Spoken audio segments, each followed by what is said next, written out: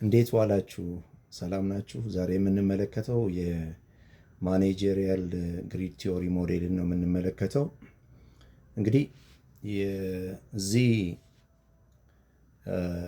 ሊደርሺፕ ስታይል ዴቨሎፕ የተደረገው በሮበርት ብሌክ እና በጄን ሞውተን በሚባሉ ተመራማሪዎች ነው። እነዚህ እንግዲህ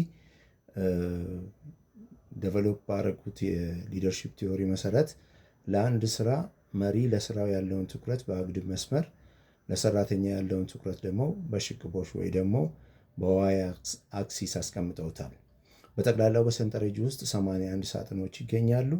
በዚህ መሰረት 81 አይነት የአመራር ዘይቤዎች ሊኖሩ እንደሚችሉ በዛ ውስጥ ያሳያል ማለት ነው። ይሁን እንጂ ጎን ለጎን ባሉ ሳጥኖች መካከል ያለው ልዩነት በጣም ትንሽ በመሆኑ ተመራማሪዎቹ በተግባር ሊታዩ የሚችሉ 5 የአመራር ዘይቤዎችን ፈጥሯል ማለት ነው። በዚሁ መሰረት እንግዲህ ሳጥን ቁጥር አንዳንድ ታውቃላችሁ፣ አንድ ከፊት ለፊት ያለችዋ ያው በሂሳብ ሕግ እንደምናውቀው የኤክስን አክሲስ ነው የምትገልጸው። አንድ ከኋላ ያለችዋ ደግሞ የዋይ አክሲስ ናት ማለት ነው። ስለዚህ የኤክስ አክሲስ ያው ፎከስ የሚያደርገው በስራ ላይ ነው። የዋይ አክሲስ ግን በተመሪዎች ወይ ደግሞ በፎሎወርስ ላይ ነው ትኩረት የሚያደርገው። እንግዲህ አንዳንድ ሳጥን አንዳንድ ኢምፖቨሪሽድ ሊደርሺፕ ይባላል። ይሄ በአማርኛው የተመናመነው የተዳከመ አመራር እንደማለት ነው።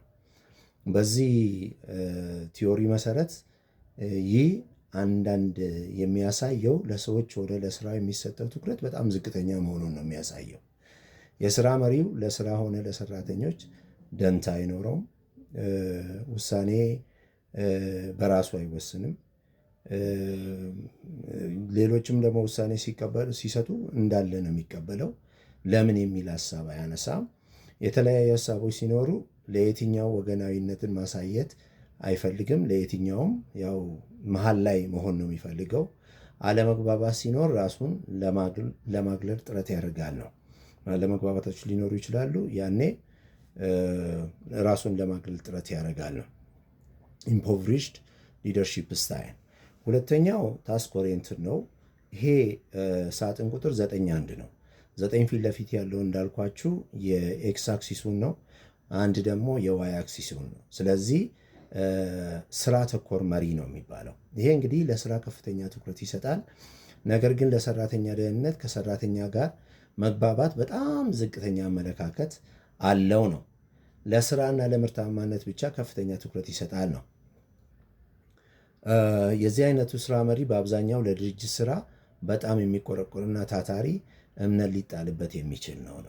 ትኩረቱ ፎከስ የሚያደርገው ባለው ፕሮዳክቲቪቲ ላይ በመሆኑ በታስክ ላይ በመሆኑ እንግዲህ እምነት ይጣልበታል።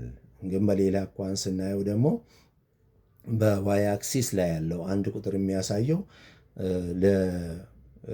ለባለሙያዎቹ ተከታዮቹ ምንም አይነት ትኩረት እንደማይሰጥ ነው።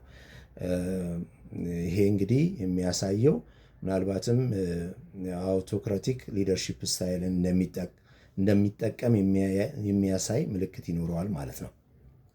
ሶስተኛው ሳጥን 1-9 ነው። ይሄ ካንትሪ ክለብ ሊደርሺፕ ይባላል። ይሄ ሰዎችን ግንኙነት የሚያስቀድም መሪ ነው ማለት ነው። ዛት ሚንስ አንድ እንዳልኳቸው ኤክስ አክሲስ ላይ ያለው የዚህ የስራ ተኮር ነው። 9 ደግሞ ዋይ አክሲስ ላይ ያለው ደግሞ የባለሙያዎችን ደግሞ ወይ ደግሞ የፎሎወርስን ላይ ትኩረት የሚያደርግ ነው።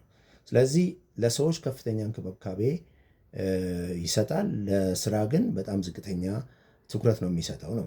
መሪዎች ለምርት ተግባራት በጣም ዝቅተኛ ትኩረት የሚሰጡና ለሰራተኛ ደህንነትና ከሰራተኛ ጋር መግባባት ከፍተኛ ትኩረት የሚሰጡ ናቸው ይላል።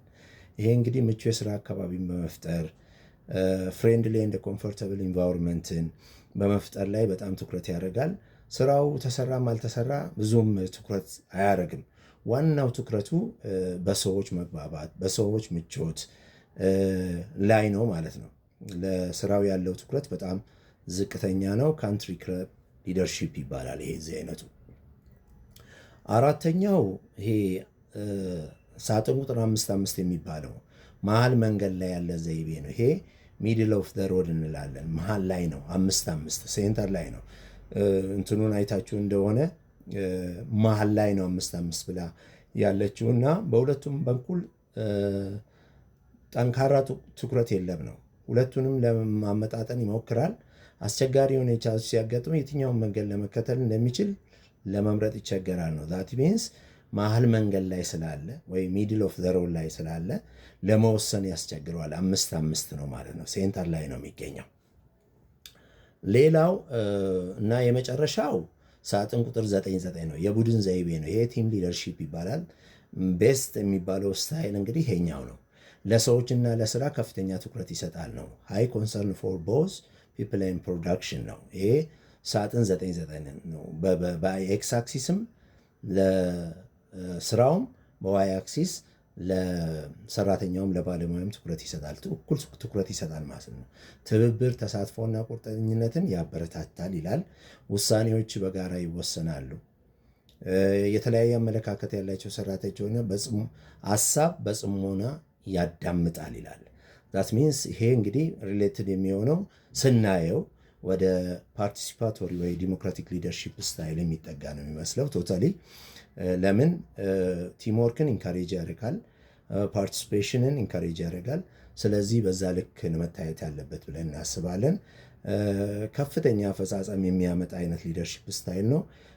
ከፍተኛ የሰራተኛ የባለሙያ እርካታ ያለበት ነው። ጠንካራ የድርጅት ስኬት ያለበት ሊደርሺፕ ስታይል ነው። ስለዚህ ሞስት ኦፍ ዘ ታይም ፕሪፈር የሚደረገው ከ5ቱ ሊደርሺፕ ስታይሎች እስካሁን ካየናቸው በዚህ ማኔጀሪያል ግሪድ ውስጥ ካየናቸው ስታይሎች የቡድን ዘይቤ ቲም ሊደርሺፕ ቤስት ዋን ነው ተብሎ ይገመታል። በጣም እጅግ አድርጌ አመሰግናለሁ። መልካም ምሽት ይሆንላችሁ።